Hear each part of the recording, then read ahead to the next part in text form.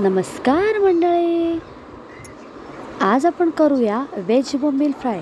चला तर मग साहित्य बघूया।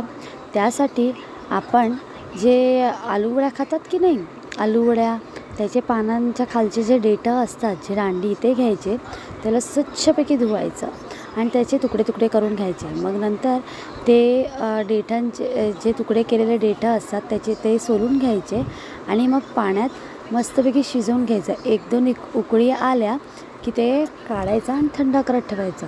आणि उकळताना थोडंसं चमचाभर चिंचेचा रस टाकायचा, म्हणजे जर खाजवट असेल तर मग खाजणार नाही। आणि ते काढलेले जे तुकडे आहेत त्याला जरासा टेचून घ्यायचं। त्यात थोडंसं अद्रक, लसूण आणि मिरचीची पेस्ट टाकायची, थोडंसं लिंबू पिळून घ्यायचं आणि नंतर मग लाल तिखट, मीठ, हळद, गरम मसाला टाकून एकजीव करून घ्यायचं। आणि एका डिशमध्ये थोडासा रवा आणि तांदळाचा पीठ घ्यायचा, त्यात थोडासा मसाला टाकून एकजीव करून घ्यायचा।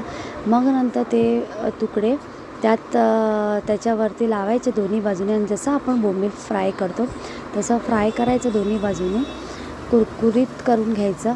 मस्तपैकी खा, डाळ भात बरोबरही मस्त वाटतं। माझे जरा बारीक बारीक होते देठं, म्हणून ते एकदम छोटे छोटे झाले।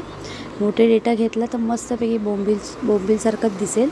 एकदा नक्की करून बघा।